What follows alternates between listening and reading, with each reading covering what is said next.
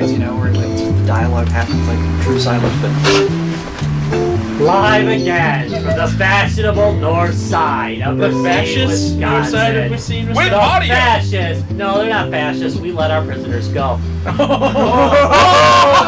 Local jokes! Local jokes!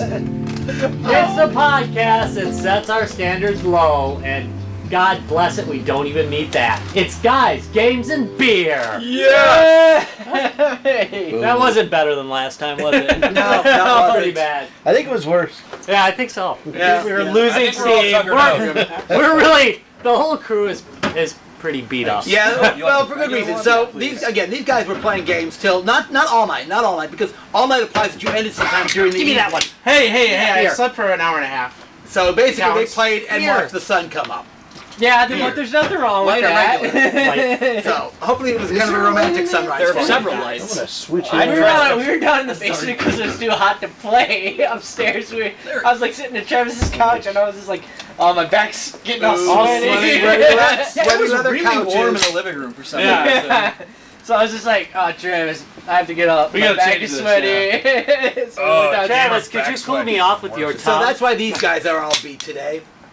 I dredged a pond yesterday, and the day before that I lit a bunch of sod, and I've been just jack of all trades running around like a crazy man. So that's why he's beat. Don't forget the concrete laying on Sunday. Oh, and I laid some concrete, some fine concrete, and here's gonna get our being offensive thing, so it actually is relevant. I fisted a tree He did. with wet Yeah, that cement. was Yeah, I heard impressive. about elbow deep, Elbow elbow deep. deep in that tree, man. Well, lots of us were there. Some of us were supervisors. Some of them got yelled at more than others. Some of them just kind of made side comments and stood silently drinking beer. Some And of us, fisted though, a tree. actually did work, and we did damn fine work. I discovered I'm fisted a pretty tree. bad at actually Hey, smoothing did your cement out. concrete harden? Beautifully. Mine is All so right. hard right now because I laid it. And I we know laid why it Round, down and I laid it well. we know why So Round you're- is tired. Your tree has a nice stiff concrete Stiff column. concrete. Oh, my tree, column my tree is stiff. Supporting its fruitful offspring. Let's talk about what we've been playing.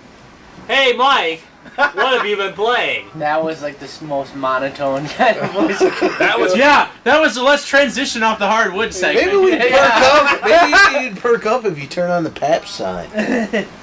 Yeah. I feel so much alive. Wow! Now we're like all brightly colored like we are in most episodes. Oh, you mean lit? Yes. Aren't we always lit? Just a half skip and a stone. So what have you been playing, Mike? I have been playing Smite, which is a third-person view MOBA from Hi-Res Studios. Who else? I've never played a first-person view MOBA. Third person. I've never played a first-person view MOBA. Ah, good point. maybe you could go first person. I don't know. Maybe. Well, I But mean, they perhaps could you went do for an like over FPS. the shoulder as compared to like, up in like a more top-down sort of view, which is traditional in some of the older ones. yeah. But that's pretty much what me and Travis were playing all night. As soon as the PSO servers went down at 9 o'clock our 9 time. o'clock Yeah. our time, and they come back at 2 in the morning. Like, screw that. We were like, screw that, so we needed to find something else to play, so we played Smite. Well, I watched him play for quite a while, and then like 3 hours of it into him playing, I was like, fine, fuck it, I'll give him a try. And next thing you know, we've been playing it all night. So, I tell you, that was 6 decisive. damn it. Yeah. I do have to say though, it's for a MOBA. I kind of hope the community stay like MOBAs are naturally kind of competitive and they can be kind of stressful. So far this is like new enough where it's not stressful. All right. I don't know that term. MOBA stands for Multiplayer Online Battle Arena. Traditionally, you'll play against other human players head to head directly. So, and it's a very competitive style of gaming because you're directly playing against somebody, a similar champion. So it's a lot of skill-based gameplay. So it tends to kind of get kind of toxic, especially because, a lot of people talking shit to each other. Kind of part of the game, kind of demoralizing your opponent to a degree to get them to play worse. So it's a little difficult, and especially with like games that have been around for a while, like League of Legends, because the strategies. There's so many strategies out there, and it's a steep learning curve. So this game's pretty new, so people are still kind of like it's very similar to League. It is stupid simulator. Yeah, it Like, really is. the gameplay is a little different because you're playing a more action-based rather than kind of like an RTS style. You use WASD to move rather than clicking your mouse. That's nice. And everything is skill shot based rather than targeting like an RTS in like League would. So there's a lot of differences. So you're actually rolling. Yeah. So yeah, like if you're playing like say like a hunter, which is a range type character, you actually have to aim ahead to actually hit the person, because if you aim right at them, it doesn't follow them. So you actually have to skill shot your shots with it. Yeah. Even So even with your abilities too, and like Travis. So the game's still new enough where people are still like kind of having fun with it and dicking around. So it's not like too frustrating to play even when you lose, because you're gonna lose, you know, half your games probably. It's just what happens. So Mine's about half. yeah. I've lost. Well, I mean, like, just in a pure statistical sense, you're probably gonna lose about half your games if you're an average player. I'm just saying that as a kind of overall. But yeah. So I mean, like, but it's still like the community's still good enough where it's not like super toxic, because like it can get discouraging to play like League. There's nights I don't want to play League because it legitimately stresses me the fuck out. So all the guys from what the hell is the name of that dang game that everybody was an asshole on? Yes. League. Yeah, thank you. Counter Strike. Everybody was a dick. Every multiplayer game. Yeah. How'd you not see that? Yeah. Right. I don't know. Maybe because I wasn't where you were at. Anyway. So. Anyway, like in that, like with like, you know, it's more action paced, and like you're using like your mouse to look and WSAD to move around and stuff like that. Like you can come up with some crazy like jukes, like to dodge people's others' abilities. Travis, some people who juke. Yeah, Travis was I play as watching a character mainly who uses portals, which is pretty fucking fantastic. So Jukes all yeah, day. jukes. Yeah. Put a portal in a wall. Warp through that wall. They can't follow you. You send them through the floor. It's truly like portal style. Nice. Yeah, it was So funny. like It's that. funny. It was funny because like me and Travis, like we were playing, and I was like taking the solo lane, so I was battling someone else, and like we had minions coming up and stuff like that. And all of a sudden, like within 5 seconds, here comes Travis. Bloop bloop bloop bloop bloop. All through all the portals. Yeah. And coming right towards my map. I was like, Yeah, oh, I alright. do have to say, like, this game's probably, like, it's been in, like, between open beta and the release of it, it's probably been out for about a year, and it's coming out with content fairly quickly. It already has more maps than League of Legends does, which is a bonus for me. Yeah, and they're pretty It's got fun. more than 3 maps. No, I understand why League would want to do that, but because, you know, they don't want to distill their gameplay. I get that. But dilute? yeah, sorry. I like distilling it, though. Can we get drunk off League of Legends? 'Cause It does sound like something we would English do. is not my forte today. But yeah, so like the multiple gameplays in Smite are pretty fun so far. They've got like, you know, more like an ARAM style. They've got like an arena, which is kind of unique, and then they've got your traditional kind of like 3 lanes. It's very Summoner's Rift-ish. Like this game is very close to League of Legends, very very close, to the point where some of the items overlap. Like they have some of the same items. Yeah, I look like Bloodthirster is just like, or Bloodforge is just like Bloodthirster. In League of Legends. Exactly. Well, the thing is League of Legends was based off Dota, so it's not like League of Legends started it first either. They're just the most popular comparison at the time. So. And it's, hey, we like this. Let's try it a different way. Yeah. So, but they've done a pretty good job with it. Awesome. Noobette, what have you been playing? I've been playing The Wolf Among Us. I have the 4th chapter in it now, and I have to wait until I think You have to wait till the 3rd August or September for the next one to come out. Maybe the last one, the 5th chapter in it. Kind of bums me out. Never heard of that game. What is it?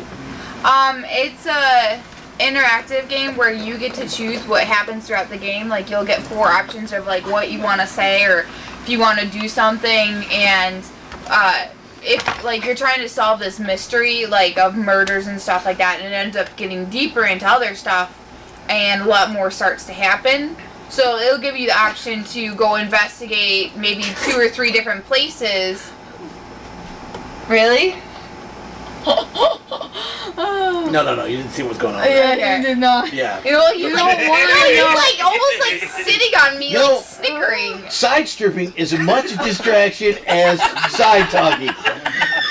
It was chest busting assault phone, and I was being quiet about it. But But it was Creepy. but The Wolf Among Us is like a point and click, and then you have like decisions like. well, Mike, she's got a voice. I understand that, but Yeah, she you're wasn't not- really you're not getting in depth at you're not- I was there. You could just ask her, hey Kelsey, would you mind explaining a little more what the game's about? I'm going Send her to. up. No, I was saying that's what Mike No, would I have would said. say Hey, I'm Kelsey, going explain more of the Go ahead, game. go ahead. Stop it! I'm getting there. It kind of sounds like I was gonna like give the gist of like the overview, and I was gonna like start from the beginning. So what happens is you get to play as this one certain character, which is the big bad wolf. And what happens is you end up getting in a fight with a couple different people. Lynch 'em! Oh, sorry, wrong game. Wrong game. Yeah, wrong game. So basically, Get 'em. what you're trying to do is you're trying to figure out who murdered this person you had a run-in with earlier that day. And so every time you have a conversation with somebody, you get to choose how the conversation goes, whether you want to be the good guy, the bad guy, and every choice you make affects your decision later on throughout the game. I heard he's pretty nasty no matter what, though. He can be, but he can be a total He is dick. a wolf. He can be a total dick where it gives you like an option to let it go or punch the other person in the face. You've been silence twitching is an that, option. right? You can do a lot of no options in that game. You've been Yeah. doing Twitch with that? Yeah, Mike Noob was recording me the last 2 times I played it. But I want to go from the beginning so I can do from chapter 1 because it all works together and explains what's going on in the 3rd and the 4th chapter. We've got a guest. We have a guest. We've got a guest. Break Take a it break from in! this. Yep, hold on a second. We'll be back. Hello, Glenn. Hello. How's it going? Hello? Can you guys hear me? Why, yes, we can. Can you hear us? Yes. it's Yes, a little caller, late. you're on the I air. guess I'm on speakerphone. This is Glenn from Boston Pig. Hey, Glenn. How's it going? Pretty good. All We're right. going to do a lot of shouting. We are like we're right in the middle of the What we've been podcast. playing. So, yeah, we were talking about what we've been playing. But we're I'm going to sorry, break. talk about what I've been playing. Yeah, actually, go ahead. Talk about what you've been playing, and then we'll go talk about BFIG for a bit. Oh, okay. I have been hopelessly addicted to Netrunner. Oh yeah. So I've been doing that a lot, and then I have my own games that I work on that I get a fair amount of time playing. But geez, let's see. Netrunner, a lot of Lords of Waterdeep, the app because they just released the expansions for it, as well as I've been teaching my interns about various tabletop games, and Lords of Waterdeep was one of the first ones we did. I'm kind of showing them all the different styles of games because they're not very well versed in it. They're young. So I'm loving this no- tabletop resurgence. It's beautiful. It's so beautiful. Like Yeah. the amount of people who are like starting to get more interested in like different types of board games and tabletop stuff is so good. I'm like getting a lot of people who a few years ago totally would have not played that kind of stuff with me, but now like I've played a few like games with them, and now I got the gateway drug all hooked up, so got a usual game going. So I'm so excited that tabletop is like making a comeback. It's Would you good. say Yeah, werewolf is that you know, gateway drug? A werewolf could be considered a gateway drug, I'd say. I would too.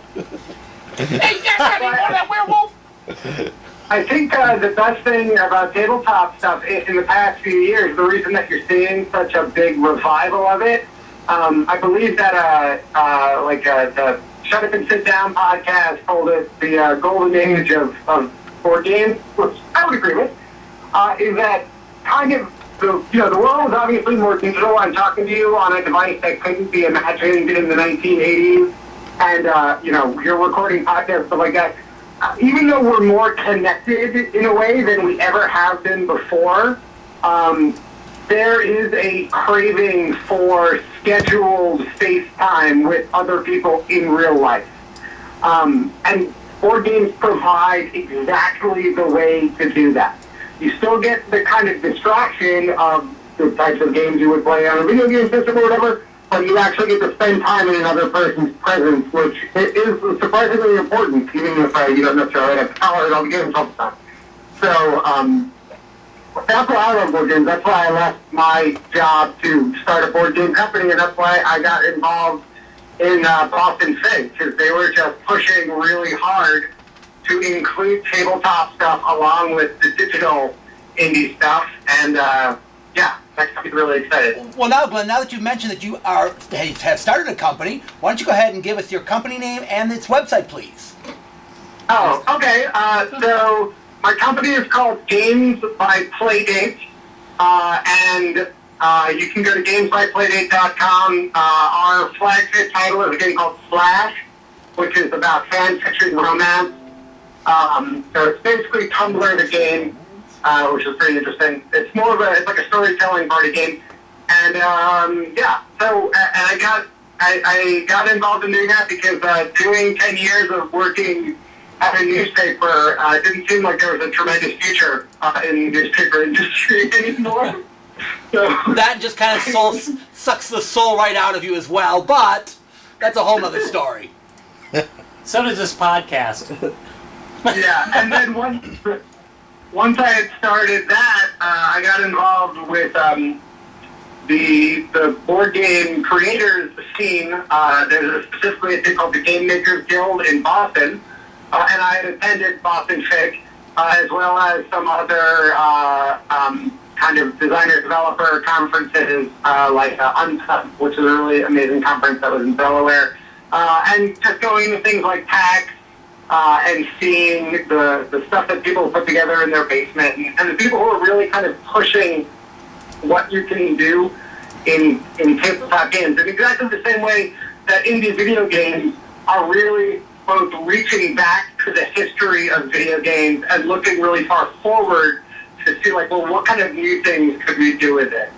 And just, tabletop's doing the same, except the added benefit is that you need a much smaller team to get a tabletop thing just going, and it takes a lot less time to get a prototype to the table. So in a way, it seems like it's a slower analog medium, but it actually ends up being a lot faster to produce things on. So that's awesome. And from the Game Makers Guild, I ran into Arjun, who was one of the leaders of the Game Makers Guild, and he is a producer at Boston FIG. And I asked if there was any help to be done at Boston FIG, and he said that they were looking for a tabletop producer.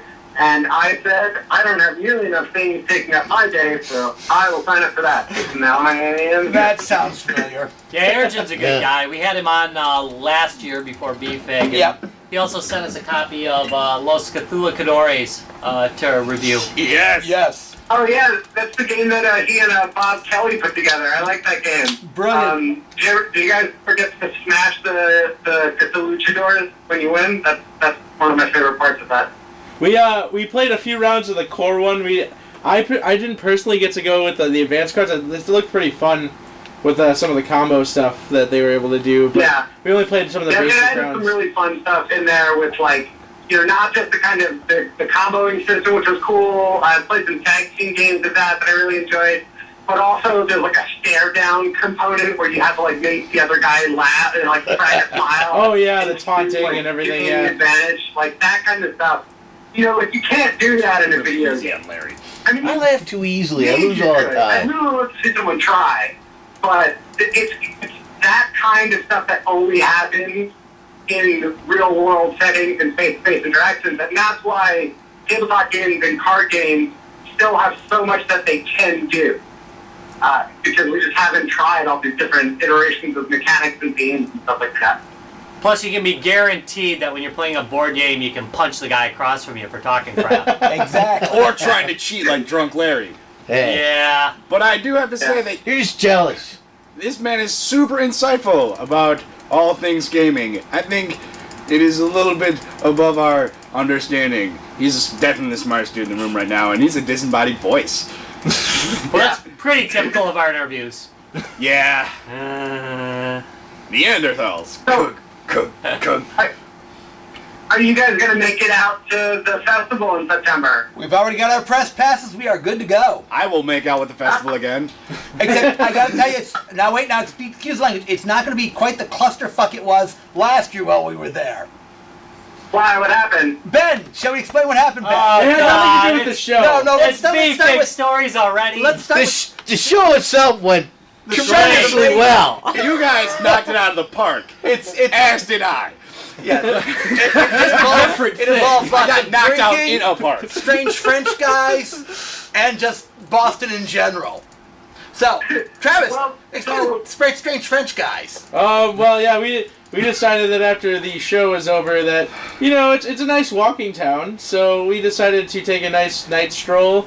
I specifically had to pick up some Cheers memorabilia for a friend, and so we had hit Cheers, and we decided to walk the streets afterwards.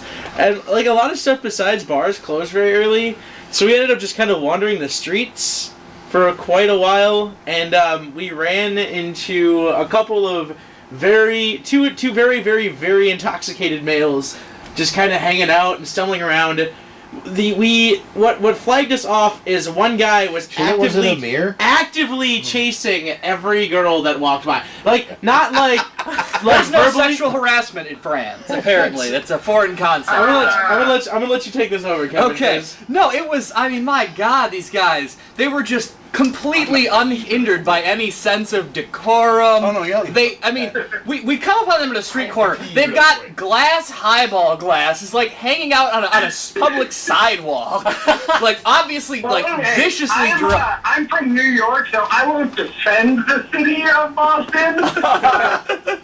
But I've had a number of great experiences in the city. As long as you don't have to drive anywhere, it's a pretty great town. Oh, that too. September is an absolutely beautiful time of the year. I mean, it gets probably up to maybe 12 degrees in September, so it's nice and warm out. So yeah, it should be good. This year, it can't be. You're not going to run into stuff like that again. I mean, you probably will. No, It was entirely unrelated. It was hilarious because basically, long story short, we were they were just interesting enough to talk to for a while, but we were trying to explain We were to not them. nearly as drunk as they were. I mean, we were drunk, but these guys were fucking hammered. We were trying to explain to them what sexual harassment was, and then the one guy was pretty good about taking care, making sure his friend wasn't trying to run away. But this guy, every time he see a girl, would just physically run after her and try to stop her. So it was Also randomly accosting cars stopped at intersections. Like he would walk up to the window of the car and "Hello, I am Frenchman." But yeah, and then it escalated to the point where Yeah, he was a Frenchman. These were French. Yeah, these were both ethnic Frenchmen. Yes. so one of them decided that he was very intoxicated, so he peed on his own car in the Parked on a public street, in the middle of everything. Yeah, because they got it was we were just When in France. we were both baffled as well as just enamored.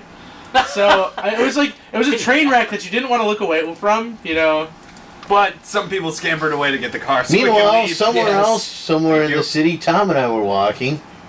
Yeah. And we chased to the other side of the street Yeah. Very large. from a giant rat. Amazingly large rat. That was new I to really us. wish I would have been there. So to see Old Man Tamper. So you do again. We take the beer part. We take the beer part of this very seriously. So you've got to make sure to stop by and do an interview with us this year because as we were doing interviews, we were making sure to pass out lots of beer. Yeah.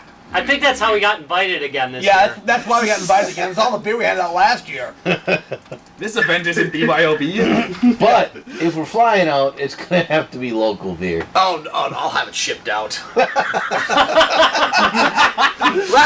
this fucking around. Last All year right. we drove out. We Next were year proud to pass Can we out ship it Wisconsin somewhere beer. close? And can we ship a keg? I'm totally getting back onto the Okay, let's topic get back of board on topic games. at hand. Board games. We're not even going to talk about Ben's behavior. No. Can we? Can I get my own episode? We could do an He episode took the glasses on the off whole my thing. face 3 Entitled times What on the Ben ride Did? back. Don't blow your load. We had a lot of stories what of that. What Ben did at BFIG. Yeah, we have. I'll make my own video. We could of make- my we own could make a whole adventures episode of what out I of remember. Yeah. We're going to put a webcam on It'll be him a documentary. We're going to put a Go Cam on him next year. Yeah. This year. This year. So, well, I mean, one of the things that I really love about BFIG is that because of the location where it is, right in MIT, right in Cambridge, you can get anywhere in the city that you want to. So there's plenty of time throughout the day to go and eat and go out to bars and stuff like that. It's just a nice weekend, and even though I made a crack about it being 12 degrees, it's actually really beautiful time of year. So I'm sure that maybe you won't have the same adventures of transferring on cars and chasing people. It'll probably be something similar. Will be exciting. In Parker. Okay, real quick, quick question for you, Glenn. Are they gonna? So my only thing last year was the board game area. Actually, to me, seemed it could have been a little bit larger. Are they gonna expand that area out? Like actual playable area. Yeah, the playable area. Like there's plenty of stuff for people to like promote their stuff. Right, but I think the play area I think could have been larger. So if you remember last year how the festival was split among 2 rooms, there's Right. A digital room and a hockey arena, right? Yeah. So the tabletop room has taken over the hockey arena this year. Excellent. That's gonna be great. So it's taking over the and, arena we still- this year. There are still a few days left for submissions, but we have surpassed our number of submissions from last year already. And usually, last year, we got most of our submissions in the last 2 days. Wicked sweet. Look at, Where's the electronics going then? I'm sorry? You said the tabletop is going to the arena. Oh yeah, there's an upstairs arena in that same space. Oh, Instead okay. of just the box and the room, now have a textbook slot. Oh, you're cutting out a little bit there. Look at me. So the 2 things will be closer this time. But yeah, they're in the same building. Yeah. They're just Should be nice. right up and down stairs from each other. That'll be great. So that should be really good. And just the increased space, we'll also be able to hold the keynote in that same area, so no one has to kind of travel across the MIT campus, which can be a little bit tricky to find where you're going. So yeah. Right. Mike. Well, I'm just going to pull over because I'm beginning to drive a little bit. I'm in my car. I'm beginning to drive a little bit into the woods where there's only bears and stuff because I'm in New Hampshire. Like northern Wisconsin. Yeah, really. Except So- many times smaller. So you got the arena. So how many submissions do you have so far this year already? I think I literally just got one a few minutes ago in my email, so we're probably close to 40. Nice. Last year we ended up with 25 after we called some of the ones that didn't work out. And we're shooting, our goal this year is to have 50 in the festival, which means that we probably need to get another 25 or 30 so in the next few days, which is, like I was saying, since a lot of stuff last year kind of came in the last 2 days, like literally like 20 games came in the last 2 days or something, that seems well within reach. Well, God And the love other- And the other really good thing about it procrastination. is that the stuff that we're getting this year, I'm sorry, were you saying something? Oh, I was Not just saying really, that though. people procrastinate. You always get those last minute submissions. Yeah, in fact, so my business partners submitted games as well, and I was on them today about like, okay, you gotta get that shit to me tonight. This is a hard deadline. Because I This know is we not play it, soft. and This is we share a hard. bank account. So.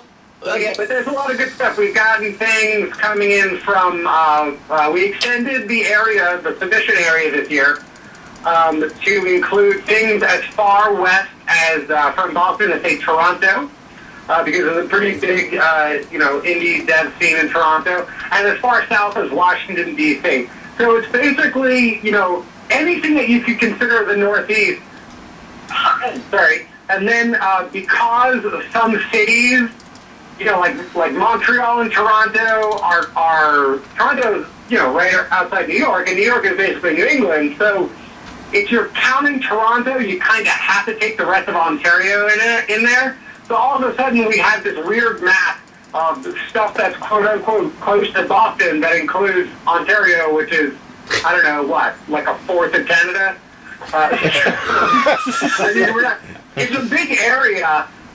So there's a great deal of people that can get into the festival this year that weren't able to get in last year, which is good. because like last year, people from like Western Pennsylvania couldn't get in, but I've already seen a couple of submissions come in from that. And I personally know a bunch of people who are in like Maryland who are really amazing designers, and I actually argued really hard to get Maryland onto the map this year, just so I could convince them to come up to Boston, because I don't want to have to drive down to Delaware ever again in my life. Okay, so what is the one game you're looking forward in it, and you don't have to say if you don't want to, what is the one game you're looking forward to seeing at the event? Oh, I mean, I guess my business partners games. I really want to see those because I want to see them win, because I think they're really good. All right.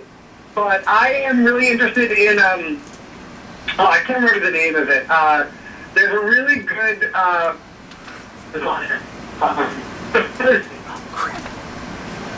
Oh, Uh-oh. We lost him. No. oh no, wait, Maybe. it's kind of here. Just any day now. No, I think we lost him. Ladies and germs, he's on a cell phone, so we may have lost him for a little bit here. Oh, Oh, wait. No, we still lost him. He's still breathing. He's still He can breathing. hear us, but we are not getting Ben, resuscitate him, quick. I will make I'll out use with this tongue. laptop really quick. Gotta go down the ship. Oh, that's Ben. Oh, good. No, Ben, no. Go, Ben, go. Go, Ben, go. Well, we can just keep we'll just keep talking until he gets back into range. Hopefully he'll get back in range. He's driving. Is there anything specifically you guys are? Nope. What? I got really excited. It was like, Oh, he's back. Wait. No. No. So, is there anything specifically you guys are looking forward to, like, seeing at BFIG or anything? Well, now you'd that love I've to see heard more that, of? I'm glad to hear that they doubled the board games. I thought the board game size was too small last year. Yeah, and like, yeah, I mean, And not that it was cool to have that whole the whole arena for the video games, because they filled it up nicely and it was cool. But Well, it's still going to be there. right. But now the board game was too small last year. It really was. And that will concentrate the gaming, so it's not like you have to, like. I didn't think it was that big of a distance problem. It wasn't that big of a distance, but We've been to conventions where crap is more spread out than There were that. Yes, also a but lot I'm of the saying booths it's in the really electronics section that were convenient, just like, why are you here? Like, Oh, it's that- empty. I don't know. It was just. Yeah, seemed there- like, Hey, guys. oh. Hey, there Oh. he is! Yay! yeah, I'm now parked in the back of an elementary school. Don't get arrested. Yeah, I was just gonna say, yeah. No, guys, seriously, I'm on the phone with Wisconsin. Hold on. Is all the submissions new, or are some of them submissions from last year, Yeah. and then some New new developments, ones? yeah. Well, some of the stuff, what we did this year is we said if you submitted last year, you could submit again if substantial changes had happened to your game in the meantime. Because a lot of the stuff last year was prototypes and things like that, and prototypes go through a tremendous amount of revision. So if you come back and there's a lot different about your game, I have no problem bringing it in for another pass of critique and showing it to more people. Because that's how games get better. So I'm not going to be like, well, you had your one shot, kid, and now it's over. Your dream is smashed. Yeah, we just crushed every hope you had. Things that are from last year, but mostly it's new stuff, which is really exciting. Especially because tabletop designers, they tend to sit on their eggs for a really long time. Like they just kind of like will take an idea and workshop it in their head for like 10 years until they think it's perfect, and then they let it get out and get born. And that can mean that, you know, some designers only will ever make like one or two games in their life. I can't imagine that level of patience. So that's not how I work. I put out a game basically every month, give or take. But yeah, there are some people like that. So if they were around last year and they didn't make any changes to their game, really, we kind of, you know, they may have contacted us to say, hey, can we submit it again? And we're like, oh, yeah, you really gotta have shown that you put some significant work into altering the game. But yeah. So, and then you guys were asking before if there's anything I'm particularly excited to see. Yes. There's a designer from Boston. His name is Sam Liberty. He is the designer behind this really great RPG called Forsooth, which is a Shakespeare role-playing game where what you do is there's no like dungeon master like you would have in D&D. You just have all the players collaboratively develop their the characters in a Shakespearean play, and it has like a list of like what the themes of the play are and your possible settings and stuff like that. So kind of in the same way that, I don't know if you've ever played Fiasco. No. You guys ever, oh, seriously? Never heard of Fiasco, Play no. Fiasco is amazing. Okay, now there's a game we have to find. Yeah, Fiasco is so much fun.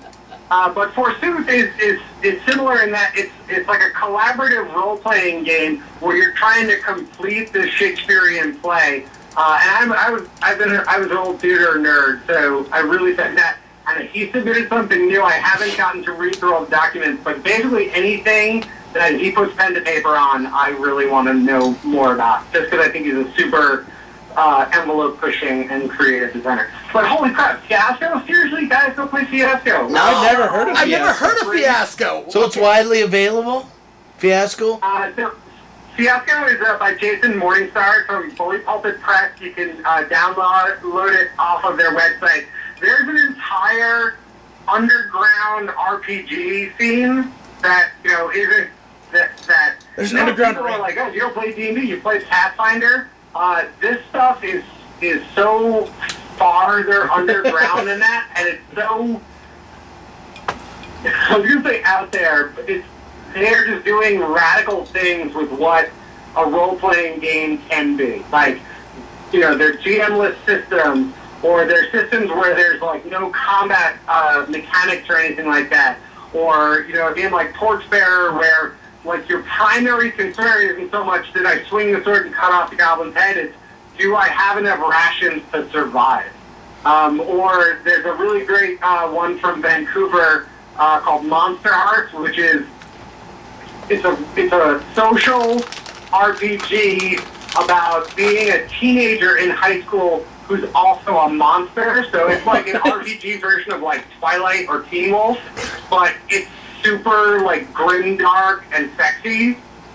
So like there's all this crazy stuff happening in that scene that so last year the definition of tabletop for Boston FIG was very much like here's a board and some pieces and some cards, but we have tried to open that up and be like, listen, if you get around a table to play this game, that's a freaking tabletop game in my mind. Yeah. Thank you, yes. If it's not on a screen, I'm going to call it a tabletop game. I want to see all that stuff because there's so many ways that these things cross over.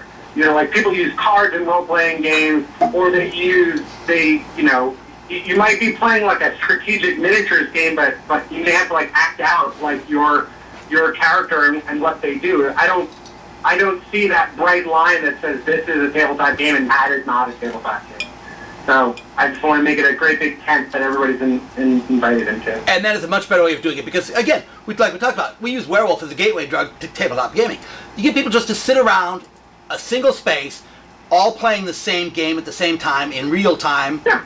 That is gaming, real gaming, and you can call it tabletop gaming because you got to have a place to put your cards. And your beer. We literally. And there's a spectrum. It's like some things are more, I'm moving miniatures on a map and playing Battletech or whatever, and some of them, like Forsooth, are. We have little gems that are applause that we give to each other for performing well in a scene. Like it's so nebulous. There's even stuff like the things that are going on in the LARP community where the word LARP has gone from capital letters to lowercase letters, and those radically different things. Like, one of them is wrapping duct tape around PVC foam piping, shouting lightning bolts, and, whacking each other on the head. And the other is people in the Netherlands who have rented a decommissioned destroyer to do a weekend-long live-action Battlestar Galactica reimagining, where the players who are wearing red are hallucinations that can only be seen by certain other players, like, that is a completely different beast than, like, me throwing beanbags at you and saying, fireball, fireball, fireball. But they all come from that same kind of game space. I do find it kind of interesting that it's kind of, the technology that we have available has kind of developed how we use these more tabletop or social or role-playing experiences too, and it's also connected people together so that they can get together and do these really creative things. I mean, it's really kind of cool to see actually that how people kind of blend those things together.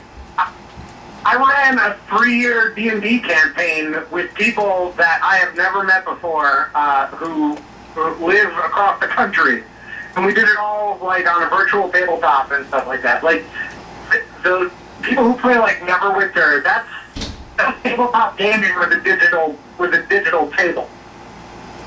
And games like Storium, which just came out on, just finished its Kickstarter, are a digital platform for that kind of interactive storytelling type game. There is the line between tabletop, not tabletop, live action, not live action, even digital to analog is really blurring. And I love that. It's just, there's so many crazy, interesting ideas being brought into games from all over the place. Like, if you guys ever get a chance to play, like, Johann Sebastian Scout, which is a game, it's a video game, quote unquote, where everyone has a move controller, and there's music going on, so it's kind of like musical chairsy, but what you're trying to do is it uses the accelerometer that's in the move controller to determine whether you're out or in, because the speed of the music determines how fast you can move your hands. Oh, jeez. So, that is technically a video game, but that is not a video game in any, like, traditional definition of the phrase. Also, I'm kind of... You run it on a PlayStation 3.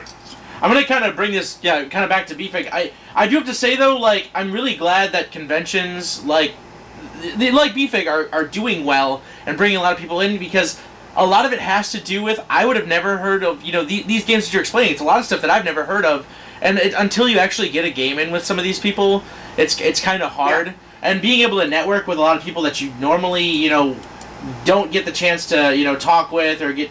It's cool to find those people who share those same interests. And the conventions give you that. Whereas you may not, even online you don't find it as much, but when you go to a convention, you'll see things, you'll talk to people who you may not even meet online.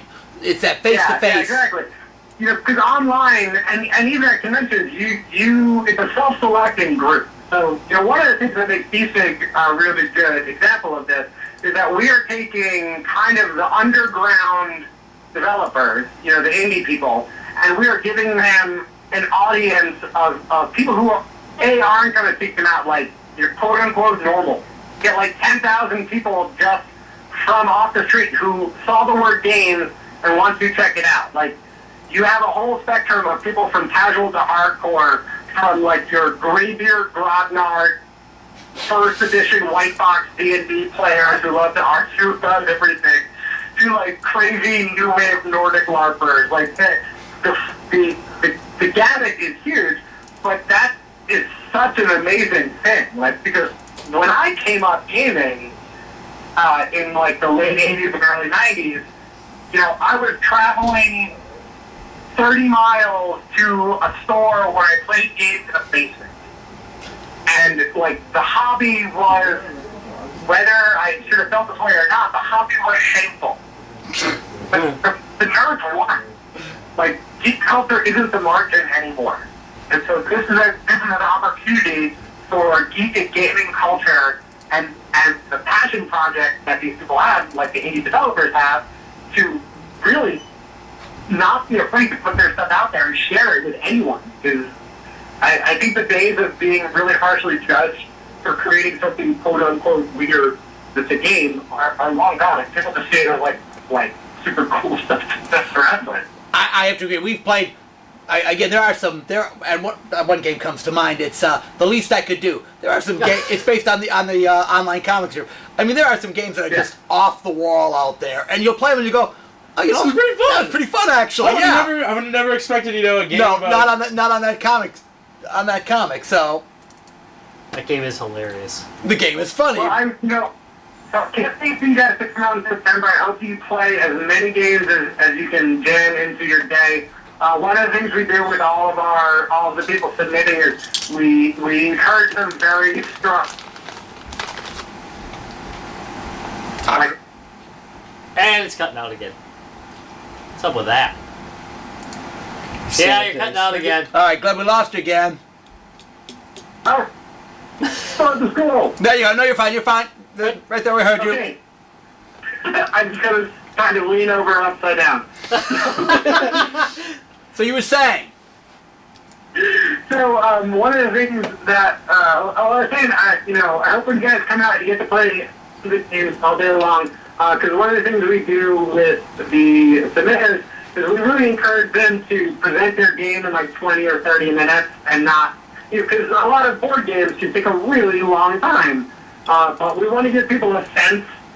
If they can't play a complete game, we want to give them a sense of what playing that game really means. And this makes for better developers. A lot of times when you're developing something, you don't have a sense of how your audience is going to see it. So learning to present yourself and present your product or your passion project in a way that makes it accessible to people, I think is beneficial both to the audience and to the people who are creating things. Most definitely. And that's something, again, that gamers need to know, too. Some people just don't have 6 hours to sit down and play a game. So when you're trying to pitch a game, you should be able to do a quick round just to show them how the gameplay is without having to play the entire game. Yeah, you want to hit the highlights and make sure that, I mean, you want to show people that there is greater depth to it, but that's kind of the art of giving a pitch. Yeah. Being able to show people the depth of a project, even if you don't have the time to dive all the way into it. All right, so Rob, we are going to be at BFIG when? Why are you asking me? Because I thought I'd kind of... You're the hardcore facts person. What's that? You're the hardcore facts Second week in person. September. Websites, dates. All right. Yeah, I know. All right, so... I all just right. put the schedule up, man. That's all I do. I don't think about it. So, Glenn, I'm going to have you one more time. Go ahead and give your website first, please. Okay, my website is gamesbyplaydate.com, and there's a bunch of games that I make on there that are all free and for people to download and print and play, and it's a lot of fun. But more importantly, the Boston Festival of Indie Games is bostonfig.com, bostonfig.com, and depending on when you guys get this up, there may still be some time to get a submission in if you want to be at the festival, and the festival is September 13th, I want to say. 13th, right? That's the Saturday? Yeah, it's a Saturday, right. Yep. Woohoo! Okay, I got it right. It's at the MIT campus, which is right in downtown Cambridge. You can throw a rock and hit the city of Boston, which is right across the river. It's all Boston. So, and it's not nearly as hard to get to as you might think it is. but for people who have been before, this year now, you actually, there's an admission fee this year. Yeah. Well, because the last time we started the festival, they funded it through Kickstarter. Right. And so the problem with that is Kickstarter takes their cut. Percentage, Kickstarter yeah. and Amazon take like 10% of the festival, and we ended up not clearing necessarily all the expenses that we had. So in order to make sure that the festival was solvent going forward, not just this year, but next year and the year after, not that the ticket sales are prepaying for it, but we needed to establish a framework by which the festival could pay for itself through its execution and not have to be funded year after year after year by through crowdfunding. It's funny. You'll burn your audience out that way. We've kind of gone to a few conventions now and a few different festivals and done a lot of interviewing. And a lot of times we do interviews, or not interviews, but we just talk with promoters and that behind the scenes and stuff. And we haven't actually put it on camera, but it's interesting. You don't think of all the costs that go in and how much that really is, like renting a tent or running electricity or security or shirts and all that. And it's just like, wow, that is just amazing. You think oh, $40 fee for a 4-day convention, that seems like a lot, or maybe to some people. And It's like, chump change, is what we're saying. It's just Yeah, $10 is it nothing. I mean, you can make you know, a lot of times, for instance, the Boston thing, like the festival is a non-profit because it's not making a profit. They're losing money. Like you know, the fees that the attendance fees go to. How much is it this year? $10. $10. $10. It's a one day thing. So you go in there Saturday morning, you pay $10. Your $10 gets you in for the whole day. There is just so much to do there. I mean, again for people who East Coasters, even if you're not in the East Coast, hell, we're flying out because it's that good of a show. Make sure to get your asses over to Boston Festival of Independent Games. It's at MIT. You again $10 for a day. You go on their website. You sign up for it. Well worth doing. We will have links on our website to both the Boston Festival of Independent Games and Glenn's website. BFIG is also linked up on the Guys We Like, as always. Yeah.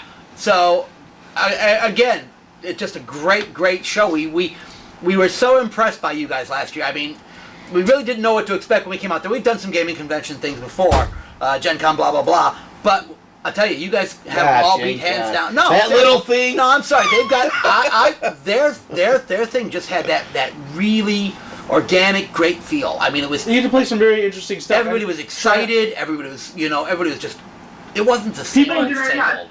Everyone was geeking out. We can make everything bigger and maintain that exact same energy now. Yeah, it's tough to keep that energy, but I'll tell you, the energy was amazing.